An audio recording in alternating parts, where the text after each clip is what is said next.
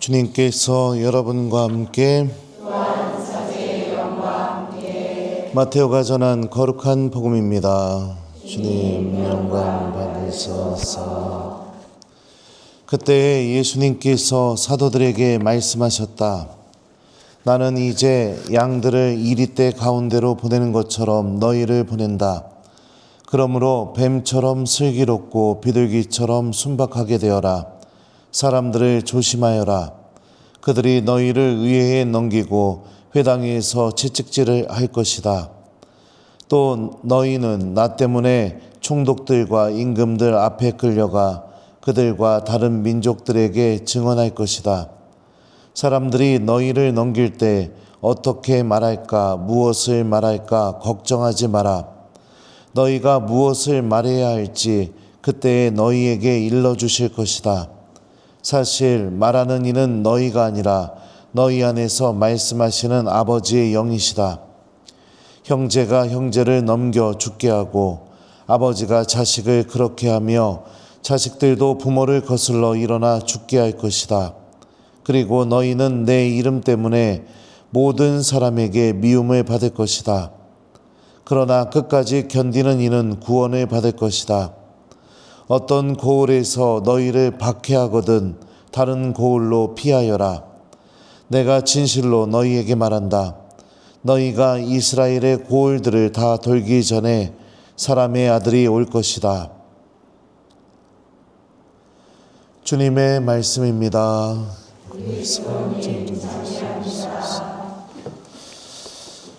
참 예수님. 잠시만요.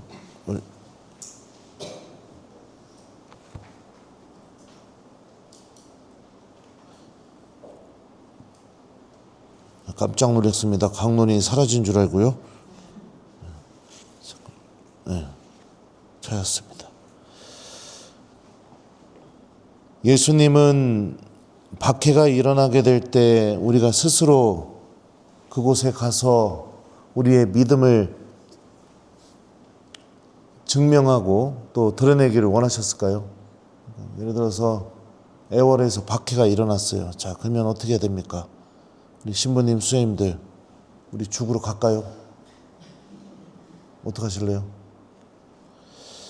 오늘 복음을 보면 주님께서 분명히 이렇게 말씀하셔요.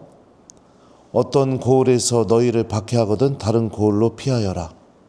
그러니까 이 말씀을 보면 박해가 났다고 해서 내가 하나님에 대한 믿음을 사람들 앞에서 굳이 증명하고 증언하기 위해 그 박해가 있는 곳으로 스스로 가서 돌진하고 나도 하나님을 믿는 사람이니 나도 죽여주십시오.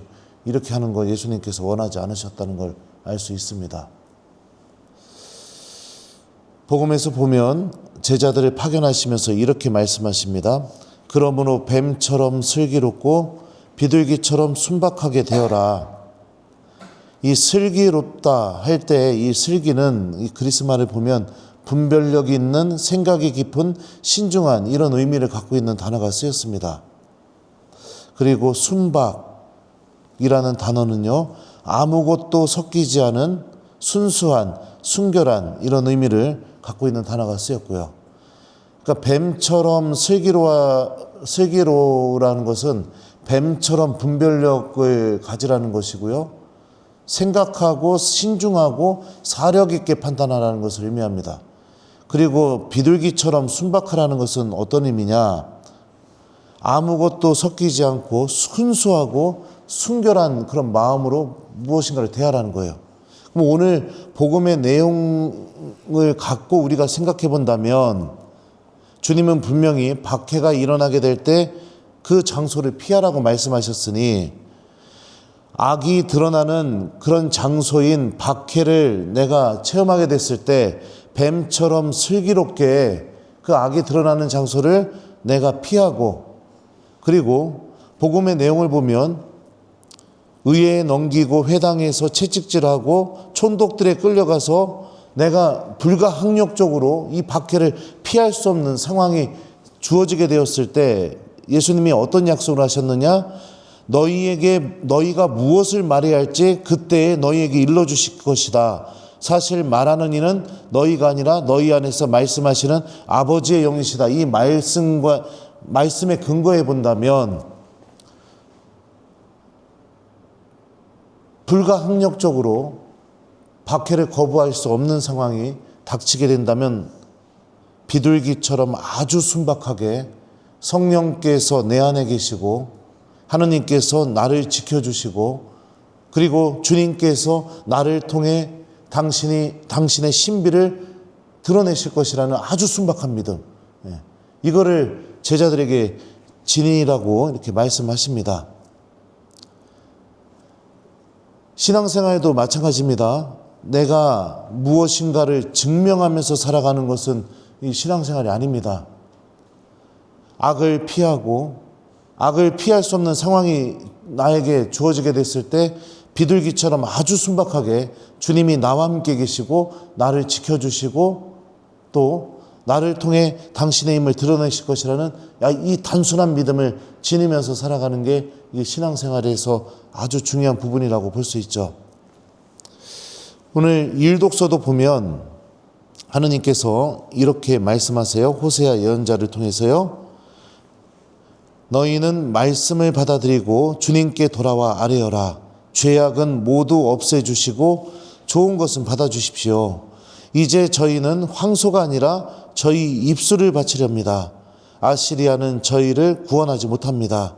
저희가 다시는 군말을 타지 않으렵니다. 저희 손으로 만든 것을 보고 다시는 우리 하느님이라 말하지 않으렵니다. 회개를 요구하고 있습니다.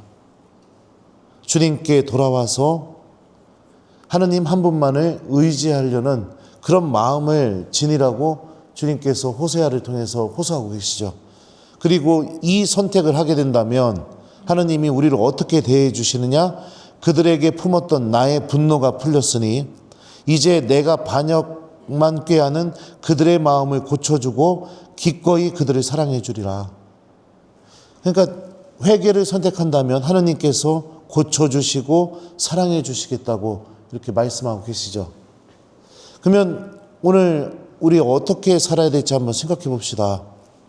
주님은 악이 드러나는 곳에 내가 굳이 거기에 가서 무엇인가를 증명하고 막 신앙인이 어때야 되는지 막 이런 거를 막 드러내려고 하고 그거 피하라고 말씀하시죠. 근데 또 그런 분들이 있어요. 꼭 그렇게 가가지고서 막 이렇게 뭐라고 할까요?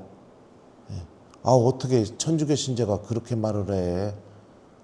그러지 마. 막 이러면서요. 모르겠어요. 하여튼 악을 피하라고 말씀하셨으니까 뱀처럼 슬기롭게 그리고 비둘기처럼 불가항력적으로 내가 이 악의 힘을 어떻게 거기서 벗어날 수 없으면 순박하게 믿으라고 했으니 오늘 하루 우리가 내가 죄를 저지를 수 있는 기회가 드러나는 곳, 뭐 기회라고 하긴 좀 그렇죠. 그러니까 굳이 거기에 가면은 내가 죄를 저지를 수밖에 없는 그런 장소가 있고 그런 사람들이 있고 또 그런 또 뭐라고 할까요? 문화가 있을 수 있겠죠. 거기는 좀 오늘 피하면서 살면 좋겠죠. 그리고 어쩔 수 없는 상황이 주어지게 된다면 하나님께서 나를 붙들고 계시고 나와 함께 계시다는 믿음과 함께 산다면 오늘 이 말씀이 우리들의 삶 안에서 열매를 맺게 될 겁니다. 그리고 어제 고해성사 하신 분들에게는 오늘 일독서 말씀을 통해 희망을 좀 얻고 여러분들이 새로운 삶을 시작하셨으면 좋겠어요. 주님이 말씀하셨잖아요. 그들에게 품었던 나의 분노가 풀렸으니 이제 내가 반역만 꾀하는 그들의 마음을 고쳐주고 기꺼이 그들을 사랑해 주리라. 하느님이 이 말씀 여러분들에게 반드시 이루어 주실 겁니다. 그러니까 어제 고해성사 하신 분들은 하느님이 나를 사랑해 주신대. 하느님이 나를 고쳐주시고 나에 대한 분노가 풀리셨대. 이 마음으로 오늘 좀 열심히 살아가시면 좋을 것 같고요. 그리고 또 우리 다른 분들은 오늘 죄 지을 기회를 좀 피하시고 비둘기처럼 순박하게 이렇게 좀 하나님에 대한 믿음으로 살아가는 하루를 보낸다면 우리들도 오늘 독서와 복음 말씀을 아주 잘 실천하면서 좋은 땅에 뿌려진 씨앗처럼 많은 열매를 맺으면서 오늘 이렇게 하루를 보낼 수 있을 것 같습니다.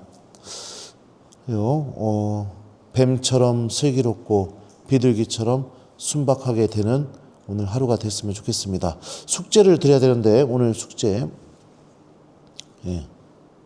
오늘 숙제는 요 말씀 2개 중에 하나 우리가 좀 기억하면서 삽시다. 송호경 그을 때마다 이렇게 해보세요. 한번 마음속으로. 뱀처럼 슬기롭고 비둘기처럼 순박하게 되어라. 이거를 송호경 그을 때마다 하시던지, 아니면 오늘 호세아 연설을 보면요, 그들의 마음을 고쳐주고 기꺼이 그들을 사랑해 주리라. 요거를 좀 내가 송호경 그을 때마다 이렇게 기억하든지 2개 중에 하나를 좀 기억하면서 오늘 이렇게 지내셨으면 좋겠습니다. 그러므로 뱀처럼 슬기롭고 비둘기처럼 순박하게 되어라. 아멘.